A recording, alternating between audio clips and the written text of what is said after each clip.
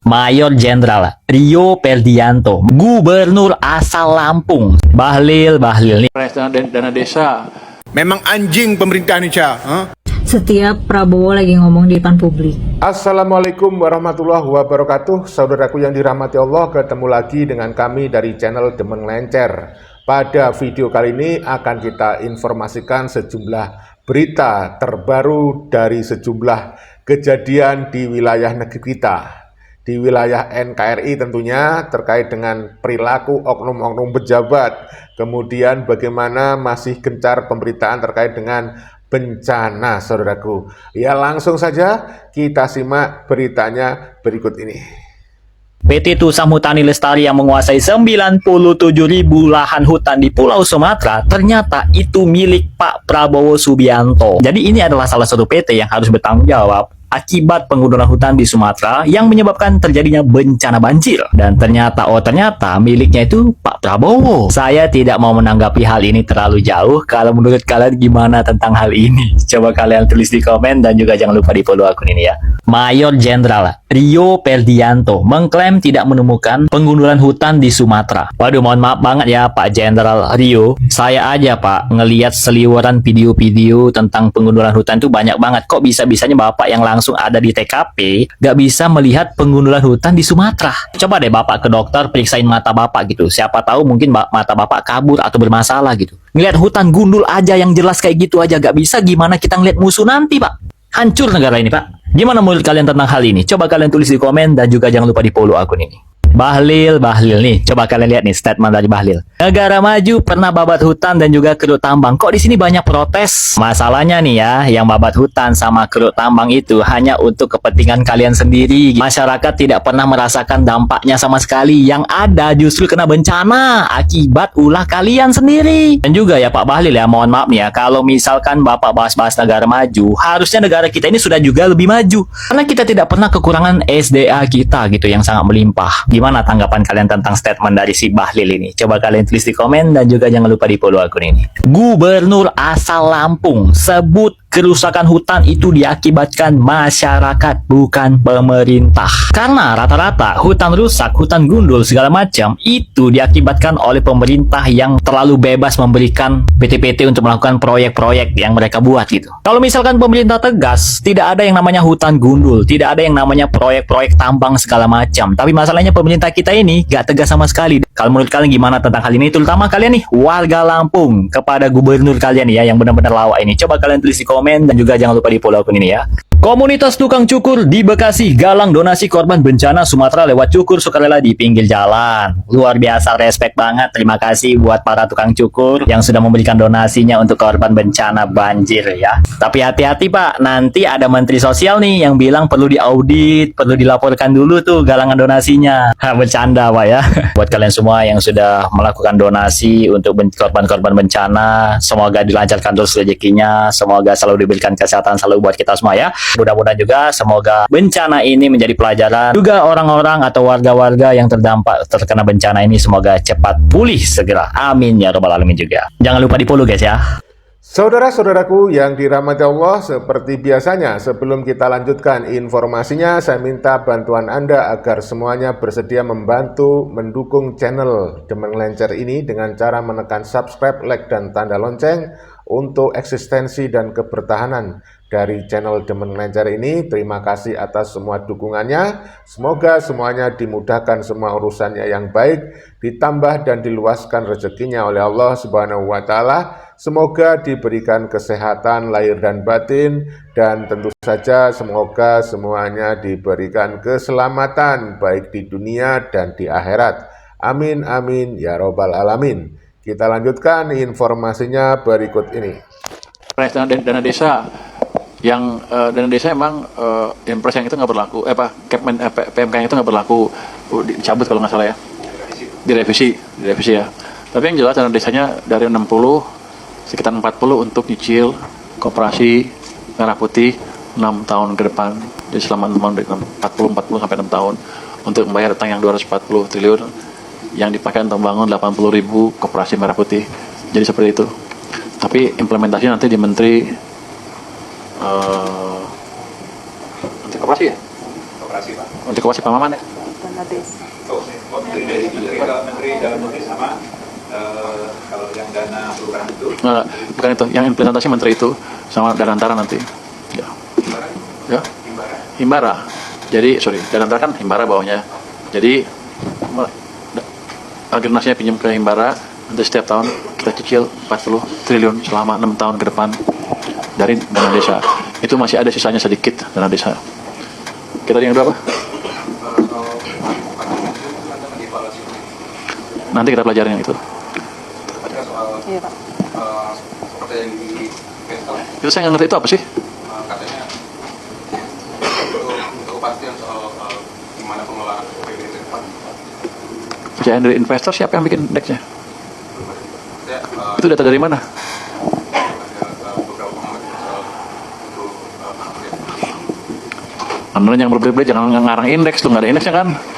Jadi gini, memang orang sedang melihat bagaimana Kemenq yang baru ini mengelola APBN-nya.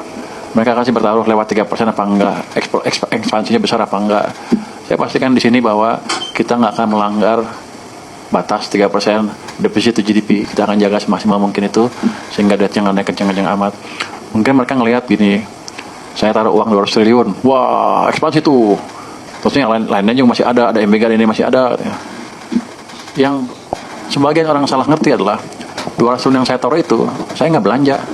Saya cuma taruh uangnya di bank dan uang itu masih punya saya. Tidak mempengaruhi anggaran sama sekali itu. Tidak mempengaruhi defisit. Jadi saya belum even ekspansi nih. Masih pakai uang yang ada. Cuman saya manage cash-nya dengan lebih baik.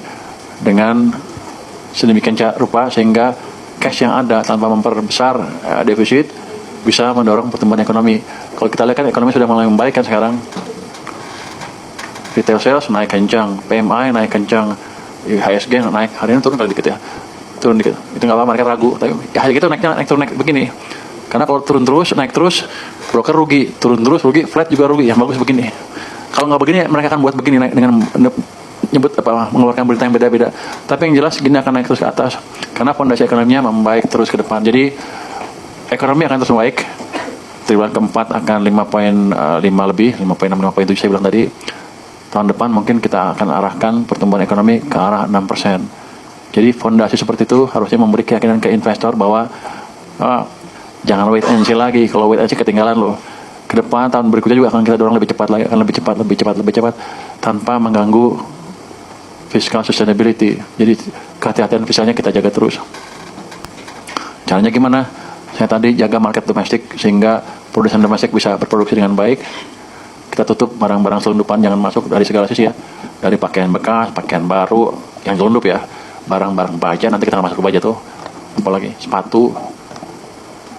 Nanti kita kerjasama dengan perusahaan-perusahaan dalam negeri supaya mereka bisa berproduksi. Habis itu kita dengan tim bottlenecking tadi, yang di kantor Menko itu, Satgas itu, kita hilangkan seluruh hambatan di dunia bisnis secara bertahap.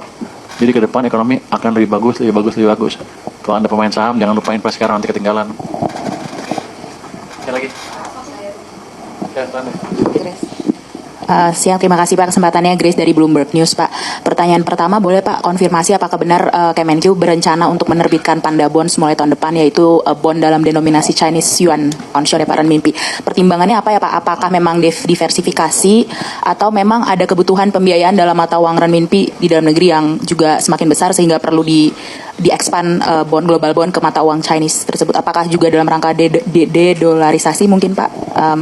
Kedua Pak, kemarin kan Bapak bertemu dengan tim IMF. Ada yang bisa di-share nggak Pak? Apa yang Bapak share dengan tim IMF? Apa update apa atau mengenai ekonomi Indonesia atau juga mungkin yang ditanyakan atau yang disampaikan ke Bapak dari IMF, mungkin pesan-pesan dari investor global. Terima kasih Pak. Panda bond saya baru dengar malah. Anda lebih dulu dari saya tahunya. Ada orang dalam Anda? Ada orang dalam ya? Enggak gini, saya belum dengar itu akan diterbitkan tahun depan, belum. Tapi mungkin kemungkinan itu selalu ada. Tapi kalau untuk menghandle tadi mismatch atau mengurangi ketergantungan terhadap dolar ketika kita beli barang dari Cina, kan sudah ada bilateral swap agreement antara apa namanya LCT antara Indonesia dengan Cina, local currency settlement kan antara Indonesia dengan Cina sudah ada, jadi sudah bisa dijalankan. Itu sampai 30 miliar dolar itu limitnya setahu saya, jadi masih cukup luas untuk mengurangi ketergantungan kita terhadap dolar kalau mau. Yang dengan IMF saya ngomong apa ya? Saya ngomong kayak gini kok. Seperti ini, seperti sama apa yang terjadi di ekonomi sudah membaik karena langkah-langkah kebijakan fiskal yang pas pada waktu itu, sehingga uang yang dipakai bisa mendorong ekonomi dengan bagus. Saya tunjukkan juga consumer confidence sudah bagus. Saya tunjukkan juga kepercayaan masyarakat ke pemerintah sudah bagus karena fundamental kita sudah bagus, sambil kita tetap menjaga fiscal prudency. Saya nggak akan ngelewatin yang 3% tadi. Sepertinya mereka cukup puas sepertinya. Setiap Prabowo lagi ngomong di depan publik, rasanya itu kayak lagi dengerin orasi kampanye, ya nggak sih? Apa mungkin karena beliau udah kelamaan kampanye kali ya? 20 tahun loh. 20 tahun beliau membangun gaya komunikasi yang persuasif, yang mengobarkan semangat gitu. Nah, lama-lama gaya komunikasi kampanye ini mengkristal jadi kepribadian, jadi personalitinya gitu. Kebawa terus tuh kepribadian ini sampai udah jadi presiden beneran, udah bukan presiden-presidenan lagi, tapi ngomongnya kepribadiannya tetap kayak lagi kampanye gitu. Mau konteks komunikasinya apa aja ya, lagi ngasih arahan, tanggapan, komando, komentar isu nasional, pidato-pidato kenegaraan, pidato resmi nasional maupun internasional, nuansanya tuh tetap nuansa kampanye gitu. Banyak menjual janji besar, banyak ngasih jargon-jargon kosong yang memancing tepuk tangan gitu, karena ya biasanya kalimat-kalimatnya positif ya, biasanya kalimatnya optimis, kalimatnya heroik gitu. Misalnya kayak kita ini bangsa yang besar gitu, kita ini bangsa yang kaya. Ya kita emang bangsa yang kaya ya, tercermin dari wakil rakyat kita yang hidupnya makmur sejahtera. Atau yang heroik tuh misalnya ya saya mengabdi bagi rakyat kecil gitu, saya berjuang demi rakyat kecil sepenuh jiwa raga, saya hanya ingin yang terbaik untuk negeri ini, hal-hal yang kayak gitu. Atau hidup Jokowi! Padahal komunikasi publik yang kita butuhkan dari presiden itu ya komunikasi tentang langkah konkret gimana gitu. Jadi misalnya ada krisis atau ada masalah apa, kita nunggu presiden bersuara tuh kita nunggu beliau untuk mengkomunikasikan rencana kebijakannya gitu. Gimana nih Pak, nasib kita gimana, selanjutnya gimana gitu. Bapak akan ambil tindakan apa. Tapi yang kita dapat selalu kita dapat orasi yang bernuansa menggalang dukungan dan optimisme semu. Waktu demo Agustus kemarin itu tuh kita nunggu lama sampai presiden ngasih tanggapan, sampai ya lama, maksudnya udah keburu ada yang mati, ada yang hilang gitu ya. Terus ngasih tanggapannya juga nggak on point gitu, beliau malah ngungkit makar dan terorisme gitu. Yang mana kita semua tahu yang turun ke jalan ya kita gitu ya, perwakilan warga biasa. Dan udah gitu pas lagi bencana banjir Sumatera ini udah mah ngasih tanggapannya juga telat, padahal itu menyangkut nyawa banyak orang gitu ya. Tanggapan dan komando dari presiden itu literally punya muatan penentu hidup mati penyintas bencana. Terus ada juga beliau janji ke penyintas bencana beliau akan sikat semua maling uang negara gitu. Gini loh, sebenarnya kalau udah jadi presiden tuh udah bukan waktunya nebar-nebar janji, ya udah tinggal ngasih aksi aja, tinggal kerjain aja, karena ngasih janji tuh ya waktunya kampanye dan itu masanya udah lewat gitu. Sekarang udah bukan waktunya ngumpulin suara dukungan lagi, sekarang waktunya untuk menepati janji-janji itu gitu. Terus ada juga excuse, beliau minta maaf katanya nggak punya tongkat Nabi Musa gitu.